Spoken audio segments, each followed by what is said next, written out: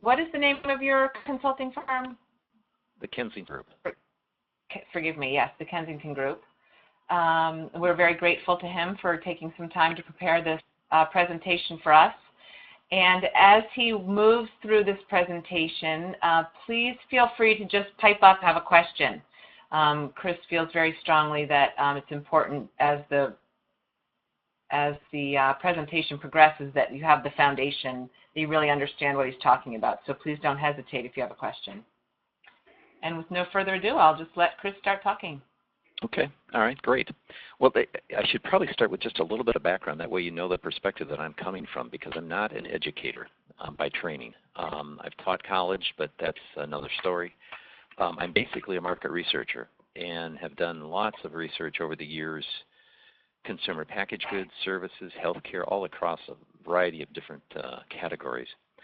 And I got involved in schools back in 1994, and I'll explain a little bit more about that as we get into this. But I wanted you to know that I'm, tuned into education because I've worked in it for almost 20 years now. But, I'm not the classroom teacher or have that type of in-depth experience that you do.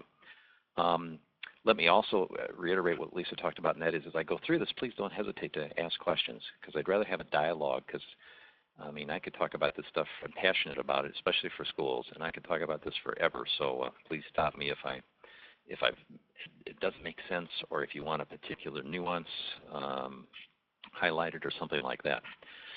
Okay, let me get started, because what we want to talk about are school climate surveys. And let me start with a quote from Margaret Mead, because even though this is years ago, probably the early 70s. Somehow she knew where we were going to be today, because this is, I think, one of the real challenges. And there's so much that has changed in the environment today, especially yours in terms of technology, the globalization, 24/7 news, all those types of things. And when you're in that type of environment, I think sometimes it's helpful to have a foundation or some type of benchmark to be able to judge how things are changing.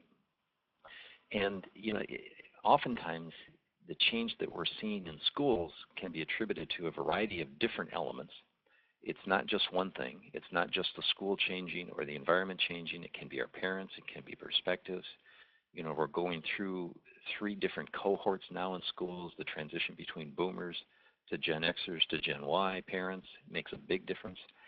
And I think a climate survey, and that, by the way, can have a variety of different definitions, and we'll talk about that in a second, can really help a school to better understand where it is.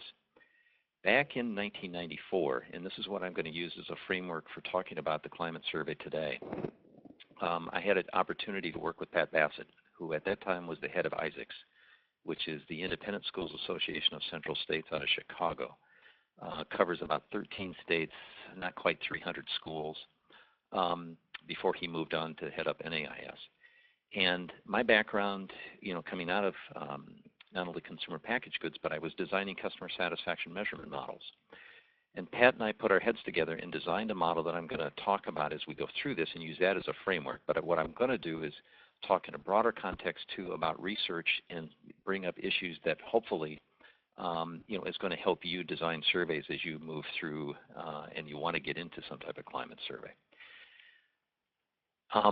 I thought I would share with you just a couple of thoughts as to, why do a climate survey, or as we've titled it, a school community survey, because it's all about relationships. We started out with the survey that's been in place now for almost 20 years, focused on the accreditation process, evaluating perceptions. The data is a great resource for identifying problems or issues, and it creates this discussion among faculty that really helps in the ISACS world. It helps the self-study process, because that's a year-long process that the schools go through for reaccreditation. Since that time, it has really been used for strategic planning too, because it's a nice environmental review of what's going on in the school, and the way we're looking at it, or at least the way that we've done it, is a 360 view. Everybody gets to, take a, or at least offer their perspective of the school. And it's a nice foundation for evaluating, okay, where should the school go in the future? It's a nice planning guide. The perceptions today really of a school really dictate in some respects the success of it. We've got to adapt to change, And what we've got to do is to understand how people are perceiving us so that we can evaluate where we're going. A complementing piece to this has sort of evolved from strategic planning, and then what we've got are some schools that use this as a monitor for judging how they're doing in their decision making. In fact, we've got several schools that use the survey that we do on an annual basis, so that they're tracking every May or every June or sometime during the year how parents and the various other constituents of the school look at the school and evaluate it. So it's a great way to do that. Now, let me flip the slide here too. Tim wanted me to offer you a couple of ideas of the things that we've noticed over the years in terms of what we've learned in doing all of these surveys, because we've had over 300 schools throughout the country use it. We've got a database of 250,000 or plus surveys, of which provides a very rich benchmark database to be able to evaluate things from. And this slide shows you some of the basic things that we've come to realize, and boy, it's kind of enlightening. The results are and what I've got there is that first bullet, they're relative. I mean, for example, I often joke that if you have a 70% positive score on the academic program, we really have some problems. But if you're going to score 70% on food service, I'd like to stop by for lunch, because it's one of those where it is so relative on how people perceive the quality of what's going on, it can really make a big difference. And those perceptions are very slow to change. They do evolve and they change, especially with decision or changes in people, but it's really key. The other thing that has really come to light, and this is really one of those topical things of today, but we've seen it for a number of years, and that is that we're really into behavioral economics. The old economic models is, price goes up, interest goes down, those types of elements don't really apply when you start talking about behavioral economics. And emotion plays such a role in the decisions and that people make, particularly parents and oftentimes faculty, that we've got to get a handle on it, and measuring perceptions is part of that process.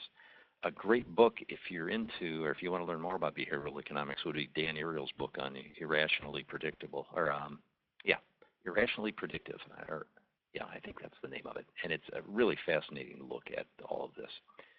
Another thing, academics. Wow. You can't say enough. That is the bottom line reason why most parents, most students are choosing independent schools. It really boils down to academics, and we've got to make sure that we're staying focused on our mission, because that is what parents are buying. And I'll get into that when we get into the details of the survey, and I'll show you how that we're doing it now. But it really links outcomes. And one of the keys in linking those outcomes that we've noticed just as of late with the Gen Y parents now entering lower school in those grades is that we're seeing the JK, Senior K parents wanting to know about outcomes in the upper school. And it's very, very interesting because you didn't normally see that. They worried more about what they were going to do in first and second grade rather than what they were going to do getting into college and that, but they do want to know about that. So staying focused on academics is really important. And then lastly, it's all about the relationships. It's establishing and developing relationships, and you have to continually convey the quality of the relationships. You've got to define expectations, make sure you're meeting those, and making sure that the people feel comfortable within the culture of your school. If not, then I think it behooves us to ask them to leave and to help them find a school that better matches with their expectations. Because what you'll find is that those people that are not satisfied or don't really buy into the mission of the school and want to have a great relationship with the school, frankly, sap resources from the school. So those would be some of the basic fundamental learnings that we've seen in doing some of the climate survey work that we've done. Now, as I mentioned earlier, it is about relationships, and I tend to look at it in three different ways. It's about attracting new families, it's about retaining the current ones, and it's about enhancing relationships with them. And it's really important that we focus on those, especially when you start the design of some type of climate survey. Because if you don't think about what it's like to be a new parent in particular or a new faculty member, and what it takes to get into the culture of the school. And by the way, we've learned that it's not just a year, it takes about 2 years to really get into the culture of a school and to understand it. But if you can monitor that and think about the relationship environment, and what it takes is that you walk through that, because it should evolve over time, you should find that you're designing a very good survey. The interesting thing on retaining current constituents, we monitor that through a loyalty question. And what we find out is that on average, you've got somewhere between 3 and 8%. 3 on the low side, 8 on the high side of parents who frankly bought the wrong school. As I mentioned earlier, these are the ones that you want to help find another school because they tend to sap a lot of resources and cause a great deal of problems. But we'll get into that. Now, if you were going to evaluate a school, where would you start? Well, I've given you a list of items here that I think are the ones that are more important. You know, we've got to look at the mission, the purpose, the values that we've got, the quality of ed. What's that school community like? How do we evaluate that? What's the personnel like? Programs? How well are we governed? Those are some of the key issues in my mind that you want to review and audit during this type of research. And then again, we are measuring perceptions, just to remind you that, and evaluating relationships as part of that whole process. A little bit more background, that's the details on the Isaac School Community Survey itself. But I'm not here to sell you that. I just want to talk about some of the key elements there. What we did, we designed a one survey fits all, or at least almost all. And there is a series of standard questions. It provides that comparative benchmark that's nice to know and helps us monitor the relativeness of the results. It also helps us control cost because I think it's a number of years that we've really kept costs very, very low in being able to do the survey, and it does help. And if you're going to do a climate survey on your own, it's wonderful if you can design one survey package and have it stable over time so that you can measure things year to year to year, or every other year, or every third year, or however often you want to do it. It's really great to be able to understand that and monitor those changes. So I would encourage you to do that. From our perspective, what we've got is a standard series of closed-end questions and then also some open-end narrative response questions. And you need a combination of both. You've got to allow people to answer questions that everybody answers in the same way, but then also give them a chance to take a look at and say, gee, you know what, I'm looking at the world a little bit differently, and give them an opportunity to provide that to you. This is the model for the survey that we use. Loyalty being a key issue, and we measure it 3 different ways: likelihood to recommend, continue to support, and to increase support of the school. Support is not defined. In other words, it's up to the individual to define it the way that they want, and we have found that to be really valuable. If you see a problem in that, typically we'll wrap back around and do focus group discussions with parents or faculty or something like that to say, tell me more about a particular issue on support. Typically, it's not only time, but it's also talent and treasure. You know, when you think about those 3 elements, that's the combination. But most importantly, you want to look at the likelihood to recommend. From a quality of education standpoint, we monitor that on an absolute basis and then on a comparative basis. But again, we don't tell them what to compare it to because each one has their own expectations and comes from a different perspective. For example, you know, if you've got new families to your school, if you asked a question on, you know, comparatively, how would you rate the quality of education? They might, if they've been in the neighborhood for a long time, they're going to rate the schools in your area. If they just moved to the community from, you know, the West Coast or East Coast or the Midwest or South, they're going to look at it from a different venue and their experiences. So, but it does provide you a perspective on all that. We round out, and what drives the quality of education is really the image of the school, cost and value, and then what I refer to as the performance area, the functional performance of the school. So that's the fundamentals of what we're getting into. The people that we include in the survey, and I would encourage you to think about all of these because I think they're all important to look at. You know, it's typically you look at parents, but I think student perspective is very helpful. It's very, very enlightening to compare parent perspectives to faculty perspectives, as well as staff and administration. The board's nice to know. From an alumni perspective, You have to be a little bit different there in the way you design the survey, and we use a cutoff of age 23. Typically, we're thinking, okay, 5 years to get out of college. Those that may stay on and go on for post degrees and everything, that's fine. But usually the perspectives change about age 23. So that's the cutoff of what we've determined to be a young alum versus an old alum.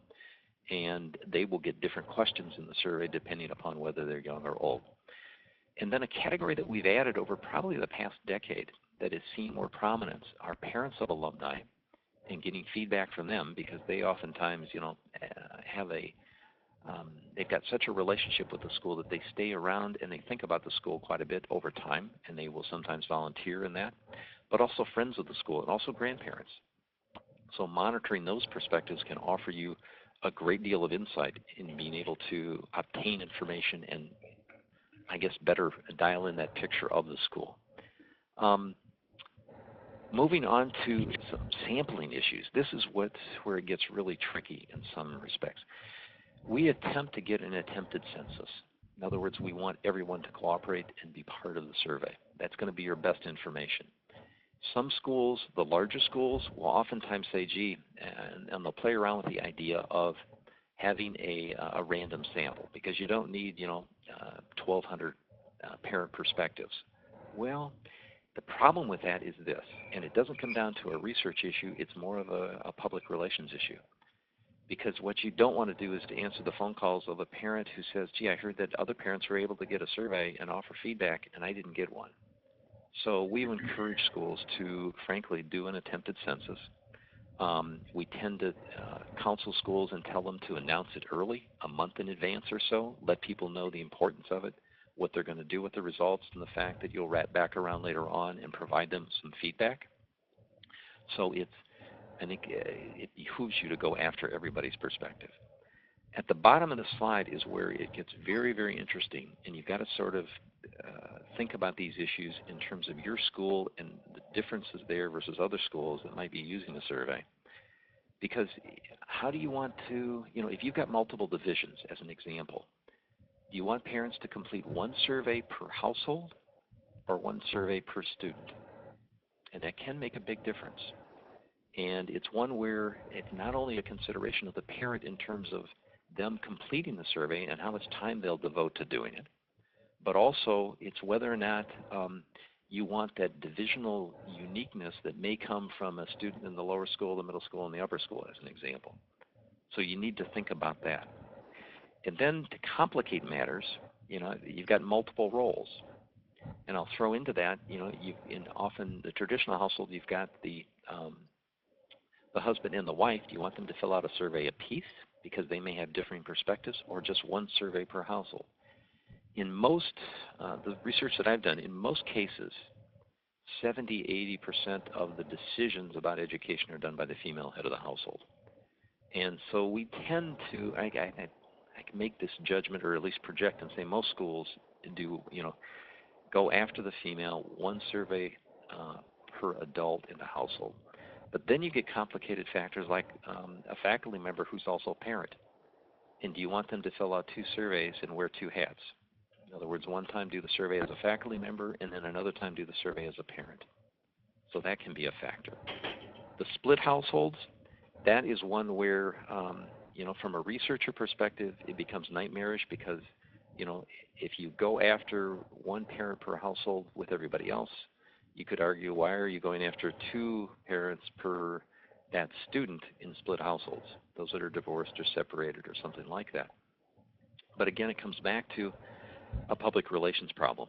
You don't want to be on the bad side of that. It's all about creating relationships and getting feedback, so keep that in mind. But those three issues, multiple children in divisions, multiple roles, and split households, tend to be the bigger sampling issues that you have to deal with in terms of considering and what you should be doing. The mature alumni, though you've got to add skip logic to the survey because, they may not have been to the school in the last 30 years, but they read the magazine or get e-newsletters, something like that. They still have a perspective that can be very valuable in terms of development and fundraising. So take that into account in terms of how you want to go after the mature alumni. Do you want a random sample there, or a complete census. Now, I wouldn't propose to you that you do a complete census.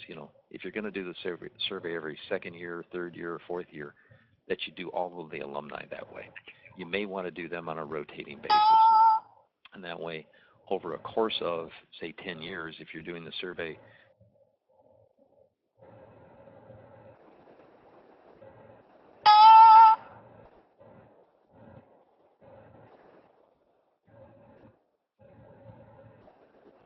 let me just mention the issues. Was I clear enough on any of that? Yeah. It's clear. Okay. Yeah. Yep. Good.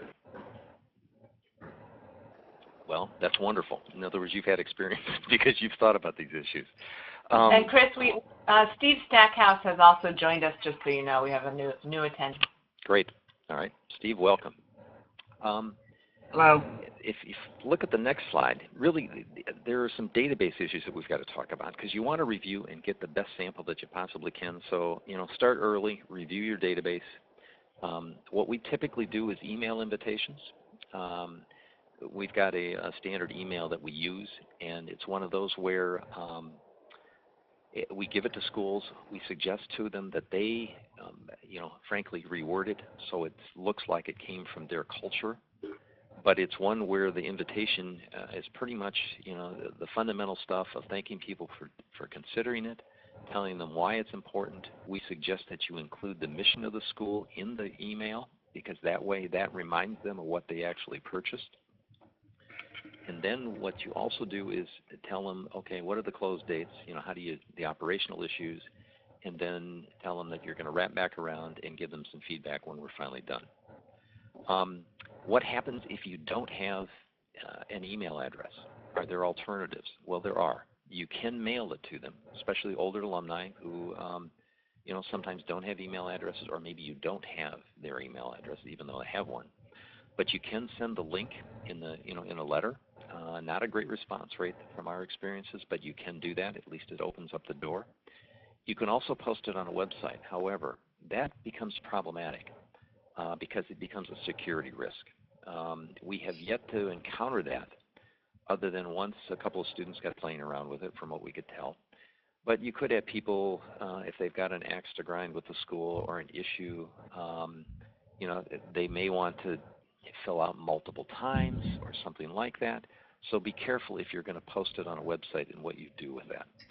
In fact, we've gone to the extent now where we're very careful about it. The link that we give people to email is different than the link that we're going to put on a website, even though eventually we'll merge the data. That way we don't contaminate all of the data if something goes awry on the website. There are special issues in an e-survey.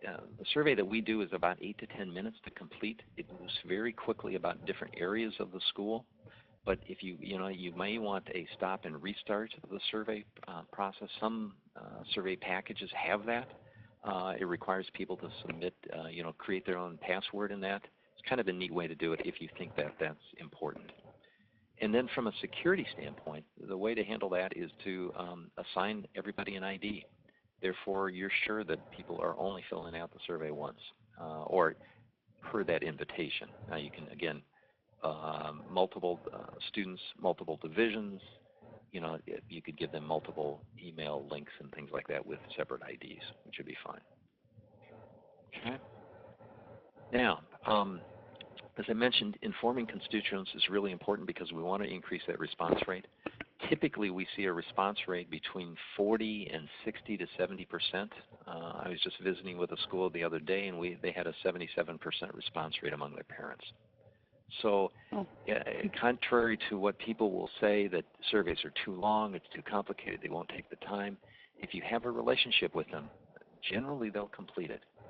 Now, that's going to go all the way down to alumni, where you should probably see between, anywhere between 7 and 20% is typical, depending upon the relationship that you have with alumni. But if you inform them in a newsletter, I think that's a great idea. I've talked a little bit about the invitation already in terms of the importance of their opinion, anonymity, all those types of issues you want in there. One of the tactile issues that you can use in this is the carpool lane announcement. It is surprising what that does.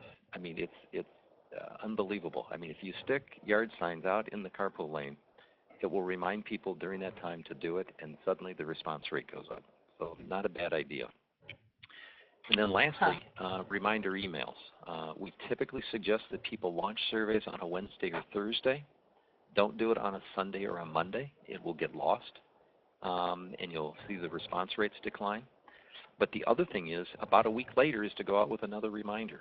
And then maybe another week, if you're going to keep it open a couple weeks, which we would suggest, probably the second Wednesday or Thursday, you're saying, okay, gee, we're going to give you this weekend and that's it.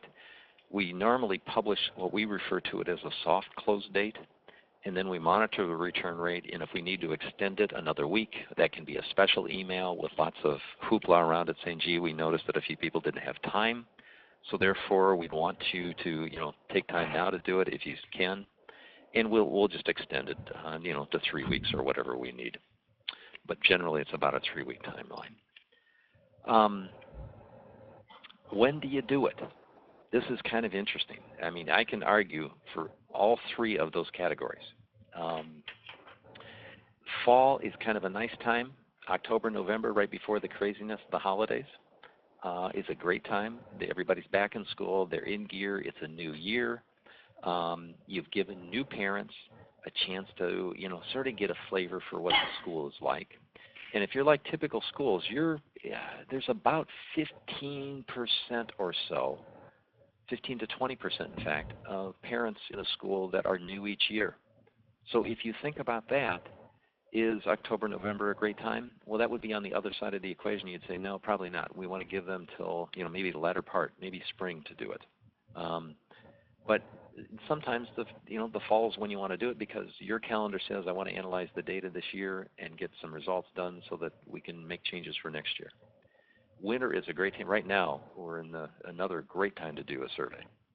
January, February, first semester's done, or that time frame over the holidays, they're into the school year, and people are sitting around, frankly, in many cases, looking at white stuff outside, and will complete the survey without a problem.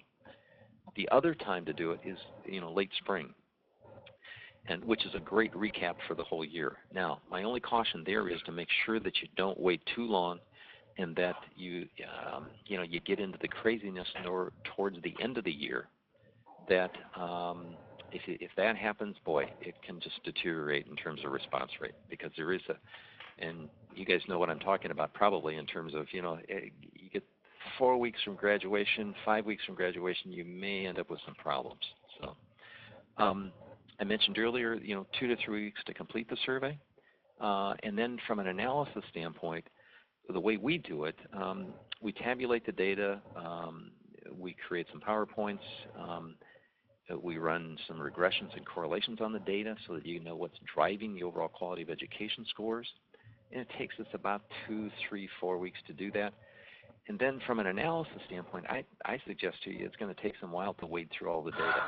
In fact, one of the things that I would suggest to you is that the data is so relative that I have found that when I'm analyzing the school's data, I like to do it over about a 3-week period, because I will do it once, go through it, set it up, look at it, write it, put the PowerPoint together, and then come back to it a week later or 3 days later or something, because that time gives me time to look at other issues, and there is a difference.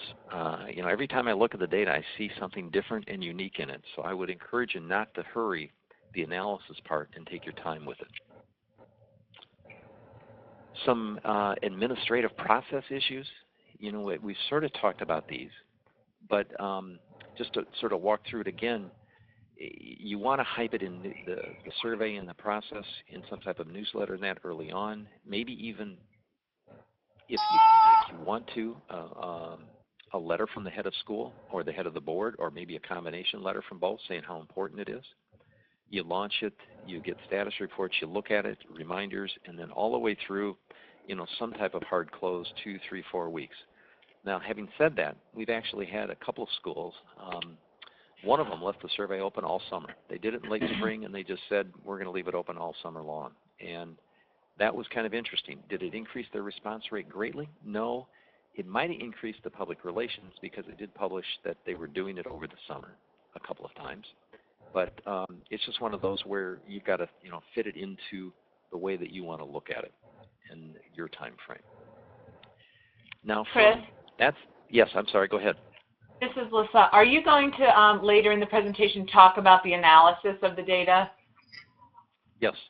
Yep. Okay. We'll get it. Okay. We'll touch on a little bit on the details of that. Okay. In fact, that's a great question because I want to start getting into a little bit about some of the content of the survey now.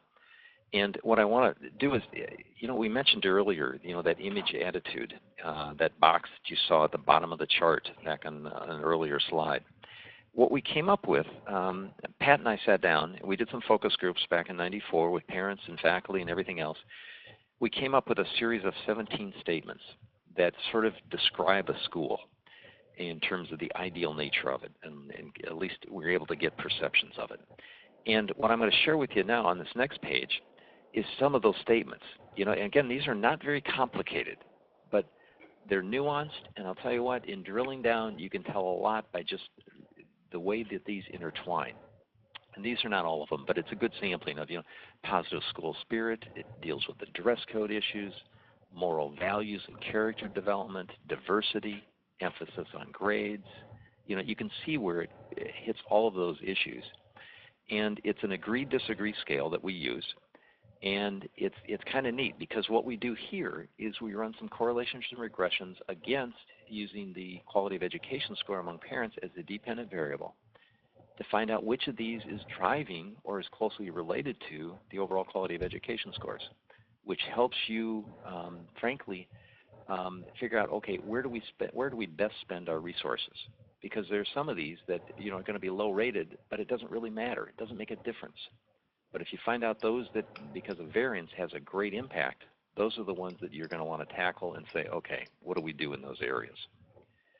The other big area that I mentioned earlier on, you saw that performance box. Well, what that is a view of people, departments, operational areas. For example, we do a 360 view of all of the people in the school. And it sounds pretty basic, but we actually have parents, for example, rate other parents. And they rate the faculty, and then they rate the administration, they rate the board, and they even rate students, and vice versa. I'm sorry, go ahead. This is Nasa from San Francisco. Are you saying that you ask people to rate individuals or just groups of people?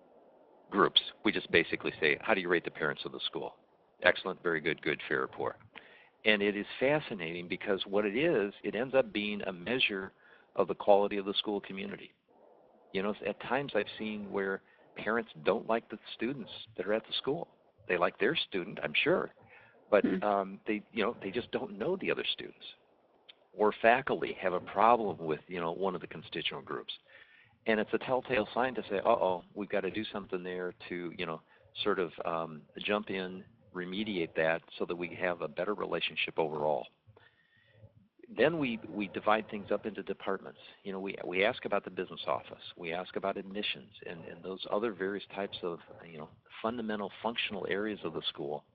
And again, it's an overall rating, which if you draw back and you say, what are we trying to do with this, whether it be planning or reaccreditation and self-study, it gives you a place to start and to look into it further. So you can hand it off to a faculty team as an example.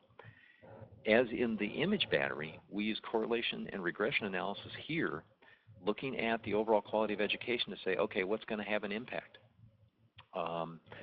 It's rare. I'll just give you an example because I just had a conversation the other day with a school where there's a big controversy in the school of how much emphasis to place on athletics. And there are some parents who really think the school ought to be an athletic leader. There are others who say, no, we're into, frankly, academics. That's the key issue. So it's one where when you think about those elements and then you run the regression analysis and you show them and you say, look, athletics is not going to have an impact. For your school, it doesn't show up. Then they go, okay, I got it, and they can deal with that. But it's one where running those more sophisticated models is really kind of helpful, especially on the performance side of the school. Okay. I thought I'd give you a quick look at, okay, inside the survey that we designed, there's an embedded alumni survey, and there's skip logic there. But we do have specific attitude questions of alumni towards the school. We also talk about how well we've prepared them for future studies, their life and work and career, those types of things. Some of the most interesting things are their recent connections with the school. You know, have they had personal contact? Have they attended things? I think those are neat areas to go with alumni. That way you know how close they are in the relationship they have. And then their propensity for a future contact. How likely are they to attend a reunion or homecoming or a special event, either of the school or a special alumni event? Those are kind of neat. And then 3 questions that are really really interesting. And they've really provided some really great feedback during the past. Let's see, we started in, I think, 05, doing the alumni part. What priority do they put on the support of the school? Typically, we see about 1/3 of the alumni having core support for a K through 12 school, which is kind of neat. Now, it does say that, you know, 2/3 of the development effort are probably going to be fruitless unless you can really make a strong case. But it does say if you make the right case, you should have an engaged alumni of about 1/3 of them. Then what's their likelihood to give compared to other institutions that they support? That's a barometer to say, you know, what's our real chance? In other words, I know they want to support the school, but compared to everybody else, how are we doing? And then we monitor it in 3 different ways because, it does come down to dollars, but also their talent and also their time. So what we find in a couple of instances, some very interesting not only hard data, but also backed up by some of the narrative comments by alumni, that there were some with some talents, especially in the tech areas, where they're very willing to let students be interns to help out, help support the effort of the school.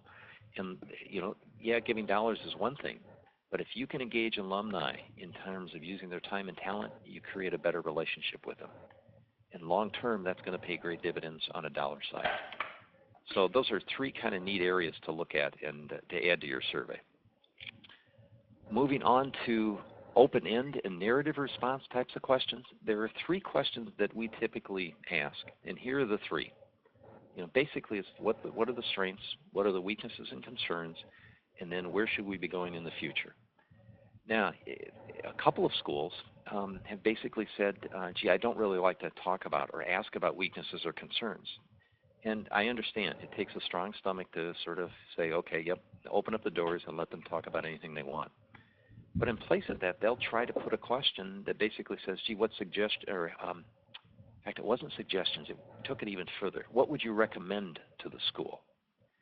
And my comment to them was, you know, in some respects, I wouldn't ask that question. I would ask about the problems, I would ask suggestions, and frame it that way. Because if you ask them to make a recommendation, a couple things go on. One, it removes you out of the equation. In other words, you're allowing them to have the power to say, I'm going to recommend that we do this and you ought to do it. So there's also an implied expectation that you're going to follow through on the recommendation. But also when you think about when a parent or another constituent makes a recommendation, they really don't have the knowledge or the wisdom that you have by looking at it from all of your experiences. There's probably some valid reasons why you're not going to take that recommendation and say, gee, we're actually going to, you know, do this. But if they make suggestions, if you ask for the weaknesses and then you find out what those strengths are, chances are you're going to be able to piece the puzzle together and also allow these comments to color some of the numbers that you see in the data set. So it's really a nice way to look at it, and I would encourage that. The other thing that we've built into this survey, and again, this is sort of on this framework that we're working on, not that you have to do this, but if you're going to design your own, I would encourage you to think about something like this. Because even though we're asking a standard set of questions that we've asked over time and got this great benchmark, we allow for 10 closed-end custom questions at the back end of this. And that's just part of the standard. We can do more. We can accommodate special issues and things like that. But it's nice to have a predetermined set that every time that you go out and do your climate survey, that you can say, hey, let's add some specific issues that are more tuned into what's going on today. And let me flip one more here. These are the types of questions that we see more often. In other words, those are focused on the mission. I've worked with several schools where we've actually taken their mission statement, divided it up into sort of attitudinal statements, and asked, you know, how much parents and all of the other constituents agree with these statements. And it's kind of revealing, because what you will find out is that there are elements within your mission where they're going, yeah, you're not really doing that, but we like this other part of the mission, or you're doing this. And you will be able to determine, okay, I got it. I know where we need to work on. It may not be that you're not doing it. It may be that you're not communicating it, or that we didn't set expectations correctly. So mission's a big area. General attitude towards the school, especially as it relates to others in the community or other schools or other academic areas, is kind of another big area. Relationship issues. How long have they been part of the school? I mentioned earlier that it takes about 2 years for a parent to really become engaged in the school and frankly understand the school culture. And it's really fascinating. I was able to work with one school and did some focus group discussions. And I was talking with new parents, and it was really revealing, because one of the things, it's not the typical stuff that often the parents are looking for, but I think this will resonate with you. The new parent, and this was during the spring, so she had been there about 7 months. And she said, you know what, I would have liked to have really known before the school started was, she stopped and everybody was sort of waiting for the response. She hesitated to say this, but she said, I really wanted to know what to wear to the Christmas concert. And I'm going, oh boy, the light bulb went off, because that's one of those elements that's not in any handbook. Unless you're really, into it with other parents, and some new parents aren't. You really don't know the culture of the school and what's required for a holiday concert or a special event or that, whereas, you want to know how to dress for it, and it's not published. Another lady said I didn't realize how important this school had an early childhood in the first and second grade. At Halloween, they do a parade, and it's a big deal, and everybody gets pictures. Well, this parent missed it, because she says, well, that's no big deal. They're just going to march from one building to another. Well, the whole school comes out for this, because everybody is dressed up and everything else. So those types of attitudes and the relationship issues are really important to sort of monitor and sort of put in this. Education-specific issues, if you've got areas of the school that you want to know more about, or that you're considering, should we, consider a different type of math program, a different type of approach for English or something, this would be a great area to trial that and see what happens. And then the whole hot topic issue, that's sort of whatever's going on right now. It's, gee, do we build a new library? Do we build a new science lab? Those types of questions. So custom questions can really come in any one of those that are really specific to what's going on now, but you don't want that longitudinally to be in there. Because, 5 years from now, you've already solved the science lab problem, so you don't need to ask that again. But have a section in the survey that has that. Now, what I'd like to do, I created a list for you of, some top 10 lists plus of designing questions, and I'll just quickly go through these, because some of these you're going to go, yeah, I got it, and they're humorous, but maybe they'll raise an issue with you. It's so often people want to sit down and start designing questions before they know what their objectives are. So I always try to encourage them to know, what do you really want to know? If I know that, then I can design a question around it. Then you got to look at it from, can the participants, can they actually answer the question? Oftentimes it's an administration that I'll talk with, and they'll say, well, they'll want the parents to make the decision for the administration. Well, in reality, they can't answer that question. Scale-wise, I would suggest using what's familiar, what you've got in the survey already. You got to be careful with exclusive or overlapping categories, and what I mean by that, oftentimes people will expect one response, or they'll create categories of responses where they overlap one versus another, and that's a no-no. Single or multiple response. I rarely get into battles on scale points or end anchor types of scales. I've learned a long time ago that you don't win those. I can make a case for doing one or the other. If I move ahead here, you've got to, read the question from the participant's perspective. Probably a given. I'm sure you've done that. I would keep the wording simple. The old, if it's longer than 3 syllables, don't use that word. That holds up. And also avoid the ands and ors. If you think about it, I red flag. I go through surveys all the time and questions and look at what schools have designed. And I always red flag anything that has an and or an or in it. Because what you've got to do is to make sure that the and that they're connected. Because if not, you never know when you get the results back as to what side of the and they were answering, or both. You really don't know. So be careful there. Specific directions. On a pre-test side, I would simply design the questions, walk out into the hallway, especially during dismissal or when students are arriving at the school, and stop a parent and say, okay, here, let me ask you a couple questions, and see what they think. And what you want to look for there is not what their response is, but the question you ought to ask afterwards is, what were you answering? Describe the question to me. What did this mean to you? That way you'll know whether or not you're really communicating that. And then lastly, use positive wording. Because I think sometimes you get into the case where this is not a good situation. We want to know how bad things are. No, you've got to somehow flip it around and make sure it's in a positive sense, because that will leave a better taste. And frankly, I think you're going to get better results. So hopefully those 12 tips will help as you're designing your own survey. On the next page, I've given you sort of the scale responses that we use more often and what we've built into the project as it is right now. We use 5-point scales, a strongly agree to strongly disagree scale, excellent through poor, excellent, very good, good, fair, poor, and extremely to not at all likely to recommend or other elements. Expensive is really a 3-point scale. In hindsight, I wish I would have expanded that even more, but I didn't early on. And then comparative, are we better, much, or worse, much? We always look at top 2 box scales in terms of the analytics. Oftentimes I will see individuals use means. In other words, if you're using a 5-point scale or a 10-point scale, it's a 7.3 or a 4.2. And I really caution people not to do that, because it's too easy for your eyes to glaze over, because nobody knows what a 4.2 is. And you can get all excited about moving from a 4.2 to a 4.5, and everybody goes, oh boy, that's just great. And they go, what did that mean? But if I tell you that we went from 85% positive to 93% positive, you're going, I got it. We're above 9 out of 10 parents love us, or something like that. And it's much easier to communicate when you're using top 2 box percentages. So I would encourage you to think about analytics and do it in that way where people, and it communicates well to, I guess, the people that you want to communicate with. Tabulated data.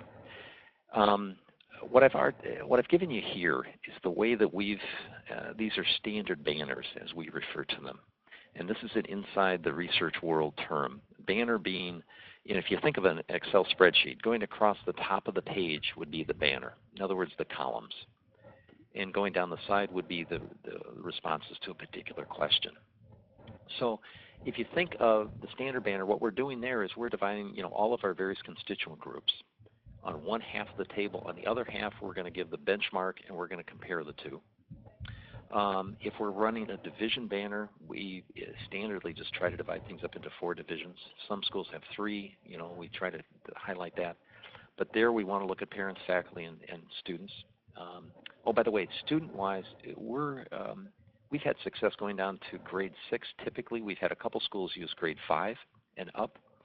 And I know they don't, sometimes they don't understand the scales, they don't understand some of the questions, but you just take that into account when you're looking at the analytics.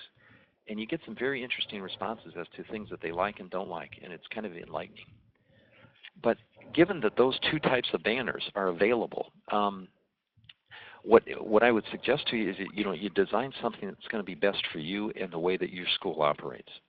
The other option that you've got, typically most of the software will allow you to design 20 banner points. In other words, you can cross-tabulate anything you want. As long as you've asked a question, you could put 20 banner points in there.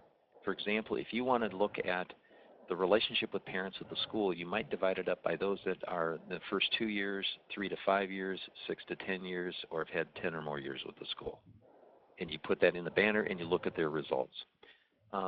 You could also divide it by income. You could divide it by those people that rate the quality of education really highly versus those that rate it low. Or any of those elements is possible if you really get creative about the way you want to look at the results. I've given you a couple options there. Multi-year banners. In other words, if you've done this over time and you've got periodic data points, it's really great to look at, how you did in 2005, 2007, 2009, 2011, and so forth. It really creates a nice longitudinal piece. You can put custom questions in it. You can look at demographics. Just about anything that you'd want to do, you could create and use, create your own banner, and therefore really have some really dynamic analytic results of that. Then finally, a couple thoughts on when we're looking at comparative data. What we've learned over time is that we started out with 5 specific types of schools. And again, this was back to Pat and his design early on in working with all the Isaac schools, because in some respects they are so different, but yet they're not. So what we ended up with was a preschool through grade 8, some configuration thereof, grade 6 through 8, preschool through 12, 7 through 12 or 9 through 12, boarding schools, and then special schools. And what that has allowed us to do is to see that there really are some significant and unique differences between these types of schools. As an example, if you're a K through 12 school, you do not want to benchmark yourself against a pre-K through 6 school. Oh my gosh, it's a love fest down there. And only part of your pre-K through 12 school is in the same light. So you've got to compare apples to apples, and that's what's kind of unique about it. The other thing that we've done since we got into this, there's a number of Montessori schools, as an example, that we've got in the Isaacs database. And they are very unique, as you probably know. So therefore, they've got their own database now. So we're able to sort of compare the results to other Montessori types of schools. And then we're also looking at creating a religious schools database, because we're noticing some differences there, particularly Catholic schools, Jewish schools, evangelical schools. There is a difference. And right now they're being compared by grade, but we're thinking that we may try to develop some type of database for religious schools, just because that's kind of key in terms of trying to get that comparison down to something that can make a difference for a school. Now, having talked a lot, showing you a ton of data, I'll leave you with that one thought that, if you want success, you got to change. But can I open it up to questions or any issues that you think, geez, I didn't hit that you'd like me to talk about? I have a question. This is Nasha from San Francisco. You talked about the impact of kind of the timing of the survey on response rate.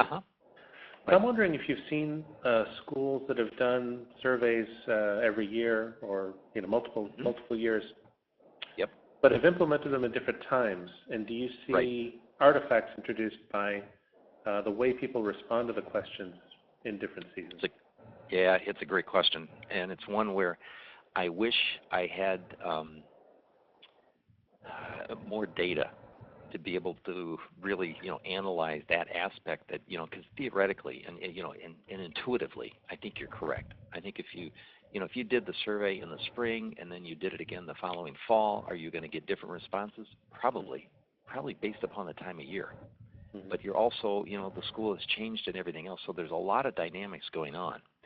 In fact, tangentially, one of the reasons that I love working with schools, more so than consumer packaged goods in my previous life and all those types of things, is the fact that the challenges that you face are so dynamic, it's unequaled, basically, in everybody else's world. If you're a consumer packaged goods manufacturer, yes, you have marketing problems, but you're making a standard product. When you're talking about a school, the product isn't standard. It changes every day. Not only does the receiver of the product change every day, but those persons doing it change every day. In other words, the faculty. So it's very dynamic. So it would be great to do a theoretical or some type of controlled study to be able to evaluate not only time of year, but also topical issues can greatly influence what goes on in a school. And I'll give you a great example. If you've had a recent, let me make up one here, break-in. In other words, the school was broken into, or a car on the school parking lot was broken into. And that suddenly ripples through the entire school as a big issue because money was stolen or something else, or something was vandalized. That can really impact, what goes on in a school. And there's no great time But if you're going to do it in multiple years, you might want to think about doing it at the same time. In other words, it's the first week of April. We don't launch it, and we're done by the third week every year. Or the second week of October through the first week of November. And that way, you're removing some of those differences that you would see by the time of year. That hopefully that addresses some of that question, because it is a complex issue. You've dialed it in correctly, and you've got to sort of settle in as to when's best the time to do it. And that also makes me think that it might be wise to log any significant community-wide events that occurred around the time that you did it each year. Yes, and you know what's kind of interesting is that you will see those.